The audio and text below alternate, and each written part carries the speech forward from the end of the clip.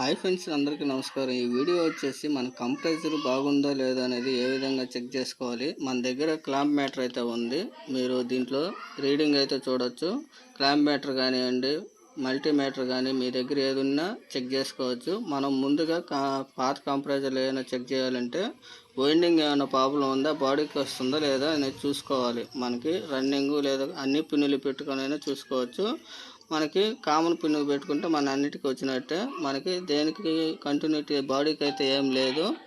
మనకి బాడీకి లేదు కాబట్టి ఇప్పుడు టెర్మినల్స్కి అనేటి కంటిన్యూటీ అనేది చూసుకుందాం. మనకి ఈ 3 టెర్మినల్స్ వచ్చేసి స్టార్టింగు, రన్నింగు, కామను. మనకి ఈడ నేమ్లు అయితే ఇచ్చున్నారు. హాల్ లేకపోతే ఏ విధంగా చెక్ చేసుకోవాలి అనేది మీకు ఒకసారి ఎక్స్ప్లెయిన్ చేస్తాను. ఈడ రీడింగ్ కూడా చూడొచ్చు మీరు. మనకి మీకు ఒక స్టార్టింగ్ రన్నింగ్ పెట్టినప్పుడు రెసిస్టెన్స్ వాల్యూ ఎంత ఉంది అనేది ఒకసారి చూడండి. మనకి 5.8 అయితే ఉంది. మనకి ఎక్కువ మనకి 5.8 వచ్చింది. 2 టెర్మినల్స్ అసలు స్టార్టింగ్ రన్నింగ్ అసలు ఏది తెలియదు అనుకున్నప్పుడు మనం రెసిస్టెన్స్ వాల్యూ అసలు కామన్ స్టార్టింగ్ రన్నింగ్ అనేది ఏ విధంగా తెలుసుకోవాలంటే, ఇప్పుడు 2 టెర్మినల్స్ పెట్టినా కానీ రెసిస్టెన్స్ వాల్యూ చూసుకోవాలి. మనకి 5.8 అయితే వచ్చింది రెసిస్టెన్స్ వాల్యూ. అదేవిధంగా ఒక టెర్మినల్స్ అలాగే ఉండిచ్చి ఇంకొక టెర్మినల్స్ పెట్టుకోవాలి. పెట్టుకున్నప్పుడు మనకి ఎంత చూపిస్తుంది అనేది చూసుకోవాలి. మనకి 1.9 అయితే చూపిస్తుంది. అదేవిధంగా ఇంకొక టెర్మినల్కి మార్చుకోవాలి.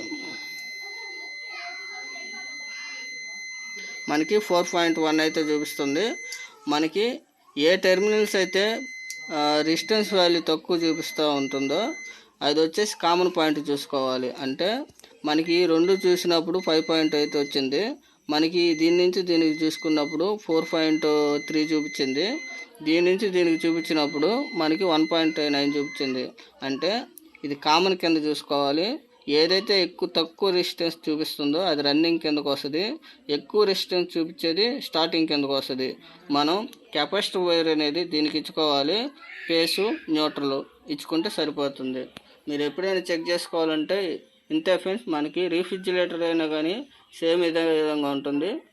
సో ఫ్రెండ్స్, మన కెపాసిటర్ ఎప్పుడైనా మనకి 4 పిన్నులు అనేటివి మనకి ఇన్పుట్ సప్లై వచ్చేది మనకి ఎక్కువ పిన్స్ ఉంటాయి. అవుట్పుట్ సప్లై అనేది 2 పిన్నులు లేదా ఒక పిన్ అనేది ఉంటుంది. మనకి మెయిన్ ఫేస్ దీనికి ఇస్తే అవుట్పుట్ స్టార్టింగ్ పోయేది మనకి సింగిల్ పిన్గా ఉండేది. మనకి ఇది వచ్చేసి స్టార్టింగు. మనకి కామన్ రన్నింగ్ కేస్ వచ్చి ఎక్కువ టెర్మినల్స్ ఉన్నాయి కదా, మనకి ఏ నుంచే ఫ్యాన్కి అన్నీ లాక్కునే దానికోసం ఎక్స్ట్రా క్లిప్లు అనేటివి ఇస్తారు. అదేవిధంగా మనకి ఎడ్జ్ ప్లేసు న్యూట్రల్ అనేది కంప్రెసర్కి డైరెక్ట్గా కామన్ పాయింట్లోకి వెళ్ళిపోతుంది. సిఎన్ కదా అది కామను, ఆర్ అనేది రన్నింగు, ఎస్ అనేది స్టార్టింగు. మనకి ఆ స్టార్టింగ్ అనేది కెపాసిటర్ నుంచి పోయేదే మనకి స్టార్టింగు. చూసారు కదా, ఈ స్టార్టింగ్ అనేది కెపాసిటర్ నుంచి పోయింది మనకి స్టార్టింగు. అదేవిధంగా రన్నింగ్ కూడా పేస్ కంట్రోల్ నుంచే మనకి వెళ్ళాలి. అంటే ఈ రన్నింగు డైరెక్ట్గా మనకి ఇక్కడి నుంచి ఈ పిన్ను అటాచ్డ్ అయింది కాబట్టి మనకి డైరెక్ట్గా ఇక్కడికి సప్లై అనేది ఇచ్చేసాము. మనకి రన్నింగ్ సప్లై అనేది ఇచ్చేసాము. అదేవిధంగా ఇప్పుడు ఒకసారి చెక్ చేద్దాం ఏ విధంగా ఉందనేది. ఒకసారి ఇప్పుడు మీకు డైరెక్ట్గా పెట్టయితే ఒకసారి చూపిస్తాను.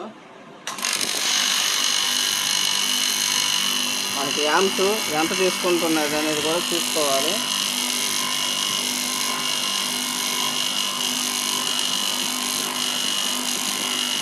మనకి 4.6 యాంప్స్ కూడా తీసుకుంటుంది.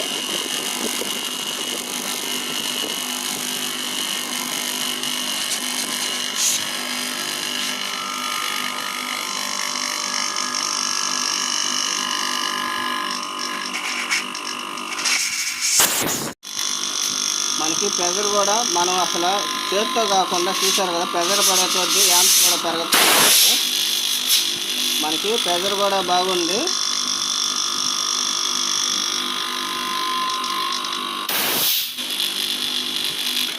సో ఫ్రెండ్స్, మనకి కంప్రెసర్ అయితే కండిషన్లో ఉంది.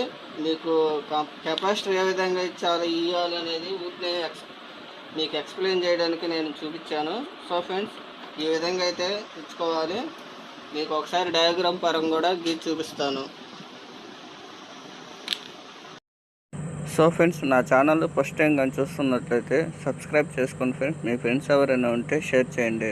సో ఫ్రెండ్స్, నెక్స్ట్ వీడియోలో మళ్ళీ కలుసుకుందాం. Bye friends.